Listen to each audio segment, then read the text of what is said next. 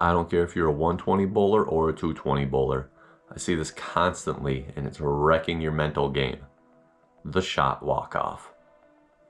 You're shooting at a 10 pin or a 7 pin, any type of spare, you're dead on, you know it's gonna go down, and before the ball even hits the pins, you turn around, walk away. And it feels harmless, but you're skipping the exact parts that builds confidence and makes bowling adjustments easier.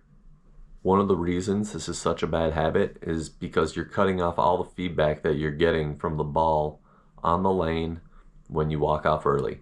If it's off a strike shot and you don't see how the ball finishes, you're missing all that feedback, whether it exited at the 8, whether it exited at the 9, whether it was a light mixer, whether it carried through too much. All that stuff helps you determine if you need to adjust on your next shot. And when you just walk off your spares, you're missing the mental image of picking up spares.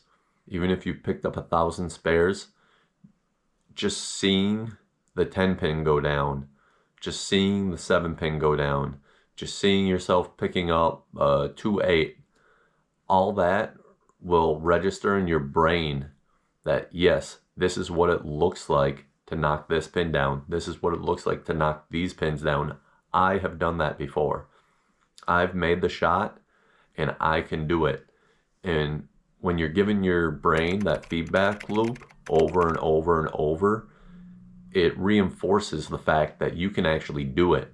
So now next time when you get up to shoot a 10 pin, your brain accesses those memories and those images and says, oh, I've done this many, many times.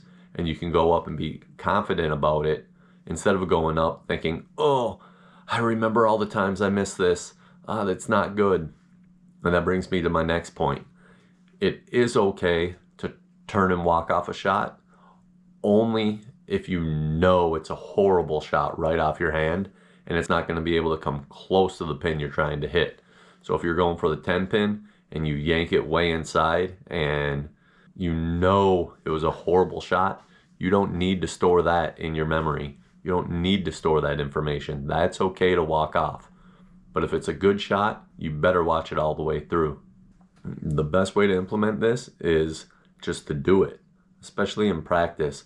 If you're throwing at the 7 pin, if you're throwing at the 10 pin, any spares, anything, the best thing to do is to watch until the pins stop moving.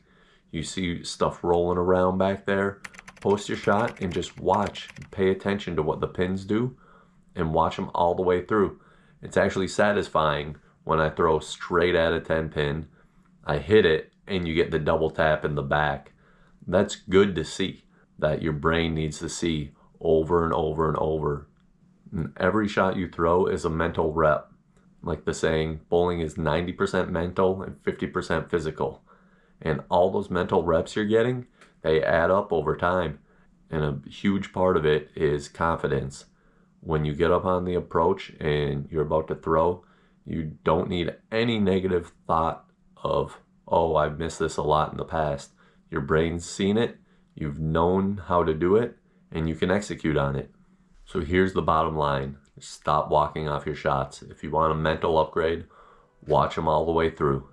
Because when you watch good shots finish, your brain keeps telling you that that's how it's supposed to be, and it just makes everything easier.